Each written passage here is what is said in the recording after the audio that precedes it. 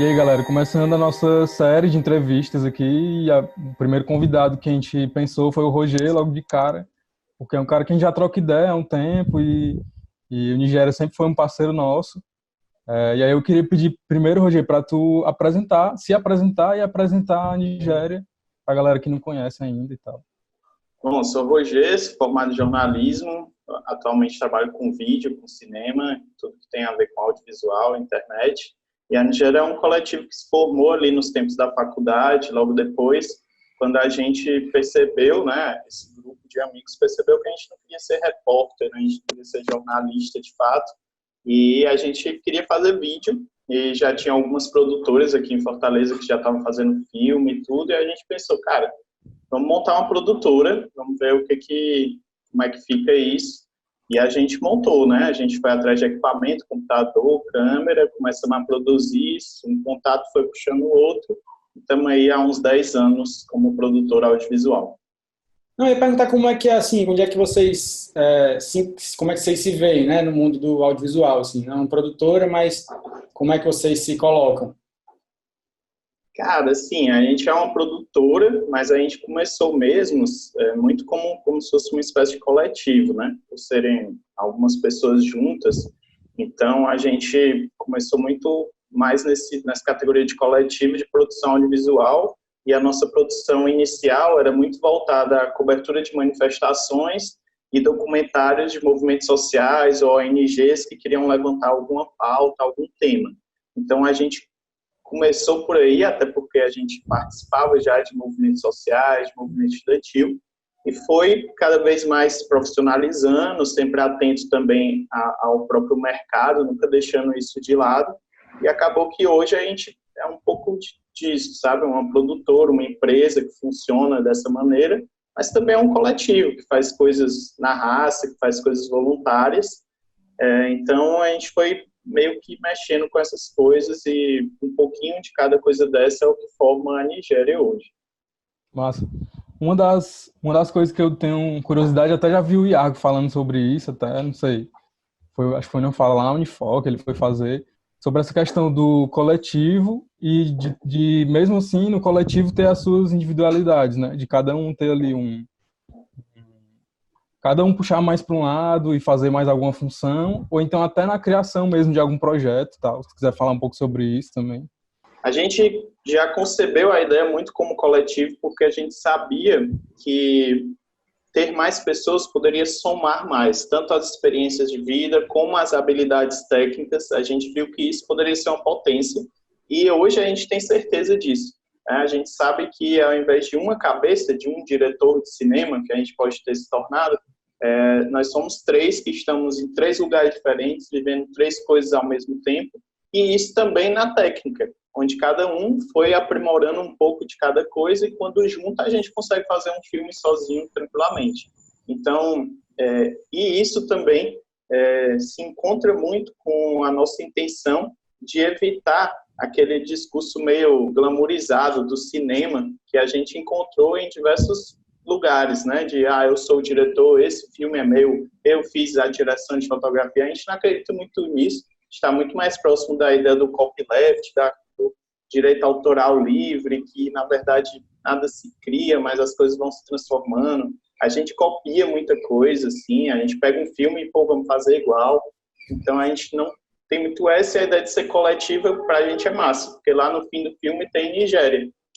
Sei lá, pela gente os créditos seriam Nigéria. Então, todos os que a gente faz voluntário é assim, mas quando a Ancine obriga a gente a que tenha um diretor, um roteirista, a gente põe lá. Assim, te perguntar, Roger, assim, como é que foi o primeiro filme de vocês, né, que vocês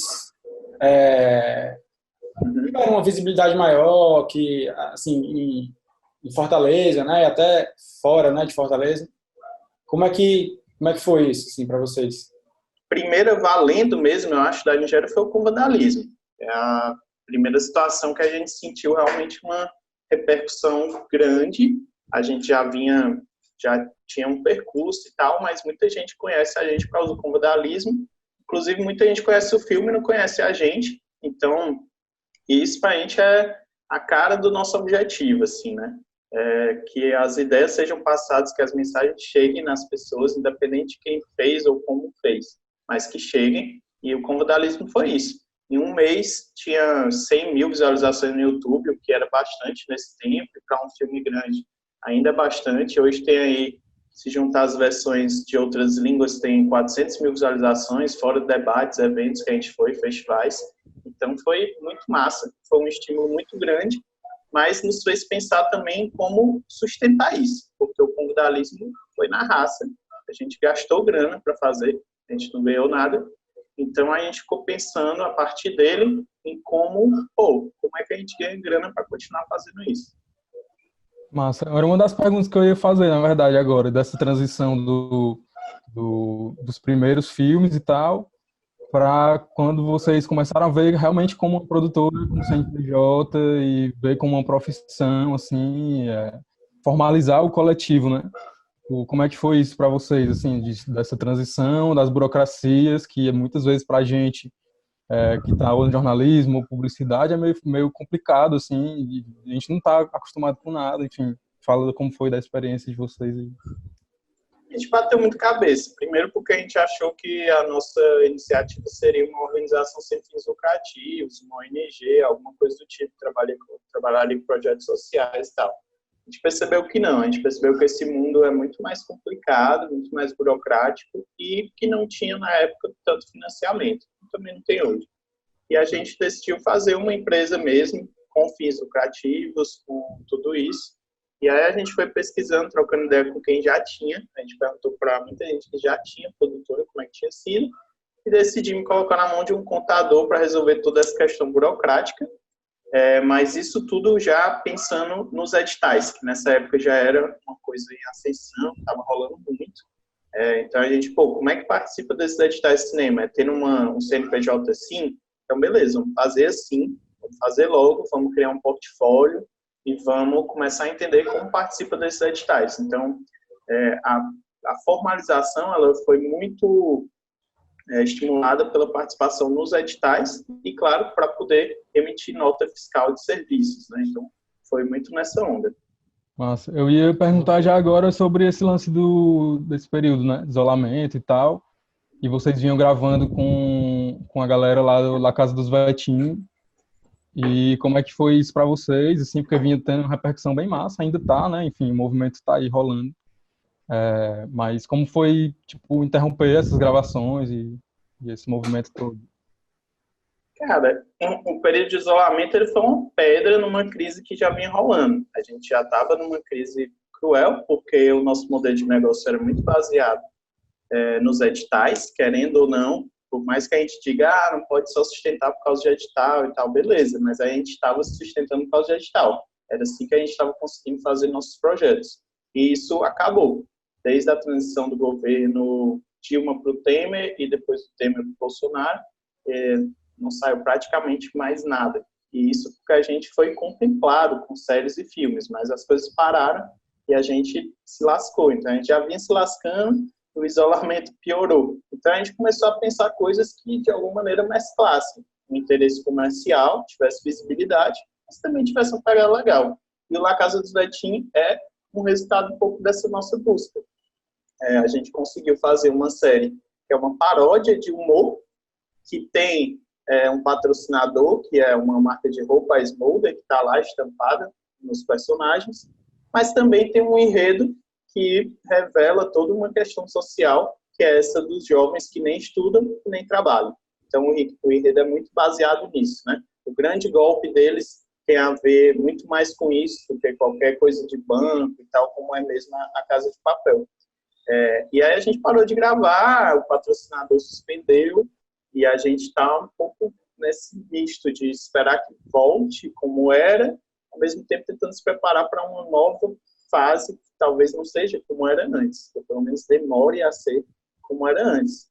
E imaginando outros tipos de formatos. Gravar desse jeito, como a gente está gravando, a gente está fazendo algumas sessões de entrevista, vamos fazer um documentário um pouco nessa linha de videochamadas, imagens de arquivo, prints de tela, filmagens de tela, e a grana acabando. A grana está acabando e a gente não sabe bem o que vai acontecer daqui a um mês, 2 meses, e acho que uma das possibilidades é o jornalismo. Assim. Nós somos formados em jornalismo e eu, se acabar na produtora, vou ser jornalista mesmo. Deixar o currículo por aí e verificar. Ei, Rogério, fala um pouco aí como é que foi esse encontro de vocês com os meninos, né, dos Vetinho, o Léo, né, essa galera, como é que foi isso, assim? Cara, E por que que eles chamam a atenção de vocês, né, chamaram a atenção de vocês? a gente já conhecia o Léo por causa da relação dele com o MTST, que era um parceiro, um movimento social que a gente admira e gosta muito de estar perto. Então, a gente sempre esteve nas ocupações, desde a criação do MTST no Ceará, alguns anos atrás. E o Léo é sobrinho de um dos coordenadores do MTST. Então, a gente começou a trocar ideia um pouco nesse viés aí da caminhada. E ao longo do tempo, o Léo foi se tornando também o cara do Suricate. E aí foi uma página que foi crescendo muito, né? E hoje é uma das maiores do Nordeste do Brasil. E a gente sempre trocando ideias políticas e tal, e a gente começou a pensar nisso muito a partir do resultado da eleição do Bolsonaro, como a gente consegue criar narrativas que sejam populares, mas com propósito. E isso é muito, muito nosso objetivo. Tanto que o próprio com vandalismo a gente jogou na internet, porque a gente sabia que se a gente fosse nessa onda de vamos pegar uma distribuidora, botar no cinema, vender para uma TV, ninguém ia ver. Então a gente jogou logo no YouTube, assim que exportou, jogou no YouTube, e isso realmente trouxe acessibilidade. Isso tornou ele popular, tornou conhecido. Então, começou a trocar ideias de como fazer algo assim. O Léo tem a sua rede lá com os humoristas, com os digitais influencers, a gente foi fazendo as pontes. O Léo e o Iago são esse tipo de pessoa também, muito de relacionamentos, né, pessoais, de troca de ideias, então eles conversaram muito antes de conceber coisas do tipo, e aí ficou um pouco isso, a cabecinha do Iago representava ali a Nigéria naqueles encontros, naquelas reuniões, e quando foi para chegar junto, a gente colocou para produzir, para conceber, para distribuir de uma maneira legal. Uma coisa que eu ia dizer também é essa questão que tu falou do convandalismo, tipo, ele tem uma urgência, né? Então, se tu fosse atrás de parceiros, empresas, financiadores, talvez o tempo também já passasse. Eu acho que é o mesmo caso da Casa dos Vetim também, ou não? Total, né? E aí tem até um exemplo comparativo, que é o filme Junho, que é, se eu não me engano, do João Weiner, que é um filme tão massa quanto, parecido, só que em São Paulo e Rio e tal, mas que demorou, cara. Demorou, e quando saiu, aquelas frases como o gigante acordou, já era meio que passado mesmo, assim, ficou datado, infelizmente ficou datado. Filme muito bom, tecnicamente muito melhor, mas que passou. E o nosso não, o grande lance foi porque ele foi lançado um mês depois das últimas manifestações. Acabou a manifestação em junho, 17, 20 de junho, no dia 20 e pouco de julho, já estava no YouTube o Convidalismo. Então, esse time ele é muito, muito precioso. Na Casa dos Vetim também, assim, a intenção é lançar todo mês para ir criando uma continuidade. A coisa foi crescendo e aí com a divulgação nas redes sociais dos meninos, que tem aí milhares de seguidores, né? Suricate tem mais de 1 milhão, 3, 4 deles tem mais de 200 mil seguidores só no Instagram, fora as outras redes, né? E aí começou a galera, cadê o próximo episódio? Cadê o próximo? Foi funcionando, então tem muito esse lance do time mesmo da internet. Então, cara, assim, pelo que tu tá falando, não sei se eu tô equivocado, mas assim, vocês também têm alguns filmes que vocês conseguiram aprovar em editais, né? Swingueira, filmes assim, com uma grana que dá a possibilidade de sustento, né, para a produtora de vocês. Mas, assim, será que esses filmes que tu relatou aí, né, a Casa dos Vetim, o 11 e outros que vocês já o próprio Comandalismo, que vocês já jogam na internet, ele funciona mais do que esses outros? Assim, tipo, acaba fazendo papel mais... Sem dúvida nenhuma. Por duas questões principais. O estímulo original, que é simplesmente querer falar sobre isso, e o segundo é o time. Time e acessibilidade, assim. Joga no YouTube e morreu, começa a compartilhar e chega nas pessoas. Chega até hoje. As pessoas continuam assistindo.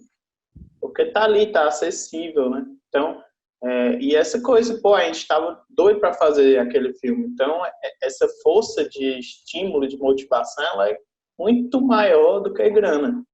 E é mesmo, grana é também, mas é isso. Então, o Swingueira, por exemplo, a gente começou em final de 2015, a gente fez uma primeira gravação para montar um teaser e inscrever no edital. Esse edital demorou não sei quanto tempo para resultado, depois para a grana cair. Aí a gente começa a gravar mais. No meio do caminho aparece outro edital para a gente conseguir complemento de grana. Se inscreve, demora o resultado, demora para cair grana. Entra governo novo, a Ancine dá uma parada, a gente fica sem conseguir trabalhar nesse filme, deixa ele parado. Então aí, vai fazer, em setembro, completa 5 anos do início desse filme. Então, assim, perde o tempo, perde o time, porém, também ganha muito valor histórico. São 5 anos acompanhando personagens e tudo. Então, assim, também é muito bom. Agora, o edital que a gente ganhou exige que a gente lance no cinema. Cinema é uma plataforma que é elitizada, não é acessível, e a gente sabe que não é lá que ele vai ganhar visibilidade. A não ser que ele ganhe em festivais e tal. Só que a gente não ganha festivais, a gente nem entra nos festivais, porque os nossos filmes não têm tanto apreço estético, tanta coisa, tanto refinamento técnico mesmo, então a gente não entra nos festivais. Cinema também não dá milhares de pessoas no documentário.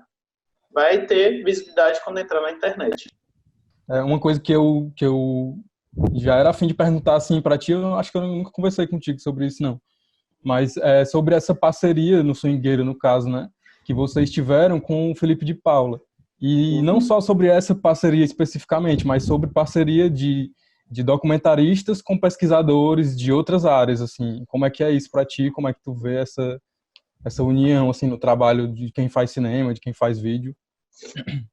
Cara, o conceito pra gente vem muito naquela ideia da autoria, assim. A gente não se considera autor, a gente não olha para o audiovisual como uma maneira de tirar algo de dentro da gente para colocar para outras pessoas. A gente se encara muito mais como uma mídia. Então, é alguém que traz algum grupo, algo que acontece, que passa pela gente e chega em outros. A gente se considera muito assim. Por isso que eu acho que a nossa veia é muito mais de comunicador mesmo. Então, muitas dessas produções são as pessoas que trouxeram uma pauta, trouxeram um assunto, nos mostraram alguma coisa, ou de vivências que a gente percebeu, e a gente pensou, vamos fazer um filme, vamos jogar. Então, essa parceria com o Dipas, né, que é o Felipe de Paula, que é músico, artista, é um grande símbolo disso. Ele chegou e disse, cara, eu tenho uma ideia, eu estou pensando sobre Swingueira. Veio pra gente pensou, pô, isso dá um filme assim, que era um conhecimento, uma ideia que ele não tinha. A gente somou isso, fizemos o filme. Como ele já fez a monografia dele, como alguém pode fazer um ensaio fotográfico, qualquer coisa, esse tema não é nosso, essa história não é nossa. Ela está ali e a gente vai filmar. Então, para a gente, esse tipo de situação é excelente. As pessoas chegarem com ideias, com temas, com pesquisas, com argumentos, e a gente tentar entender qual é a melhor maneira de transformar isso num filme ou no material de comunicação qualquer, apesar do audiovisual ser realmente a nossa especialidade. Mas, assim, como é que tu vê, Roger, as possibilidades? Tu diz assim, é tipo de colocar o filme no Netflix, o filme no Amazon Prime, o filme, sei lá, nesses canais, né, streaming, né, que já existem, ou tu fala de possibilidades de criar coisas, assim, criar o de vocês próprio, ou junto com outra galera, não sei, quais são as possibilidades que tu vê dentro da internet? É o YouTube também, tipo, monetarizar a grana do YouTube? Eu acho que tudo, acho que não tem para que anular nada na internet, mas o nosso foco para o tipo de produção que a gente tem são produções patrocinadas por alguma marca em troca da visibilidade que aquele produto pode trazer. E isso não só pelo tema, pelo filme em si, mas por um plano de distribuição junto a digitais influências ou coisa do tipo. Acho que esse seria o nosso foco. E licenciar para canais de TV, que já tem suas plataformas na internet, e Netflix, por que não, né? O Netflix cada vez mais tem comprado conteúdo brasileiro, porque o público brasileiro é um dos maiores do Netflix, mas eles têm lá as suas regras, a gente ainda não é uma produtora com esse patamar, e a gente sabe disso, mas tem TVs a cabo que estão, inclusive aí nesse isolamento de olho, produtos que já estão prontos para licenciar, para levar para os seus públicos, que aí sim pagam por isso. E a ideia inicial de vocês, Roger? Lá que tu falou que tu pensava em ONG, né, e vocês formarem uma ONG, tu acha que isso não seria uma opção boa para esse momento, assim? Volta a ser, infelizmente, porque na nossa visão, o que acontece é que o Brasil retrocedeu bastante nas questões sociais. Isso faz com que os países mais ricos e organizações internacionais olhem com mais cuidado novamente para o Brasil, e isso, na prática, se transforma em editais, em apoios internacionais para iniciativas de cunho social, de transformação e tudo. Então, volta a ser, a gente tem um projeto que, inclusive, é lá no Janguru Sul, né, o centro ali da Betflix, que é de formar jovens no audiovisual, no humor, na fotografia, pensando em internet. Então, são cursos, são vivências e produções para celular, para Instagram, para YouTube, né? E que tenham esse propósito. A ideia é essa, porque o humor pelo humor também, o blogueiro pelo blogueiro, para a gente não interessa tanto, mas um humorista, onde está a influência, consegue trazer propósito, transformação social, evolução social mesmo, democrática, para a gente é massa.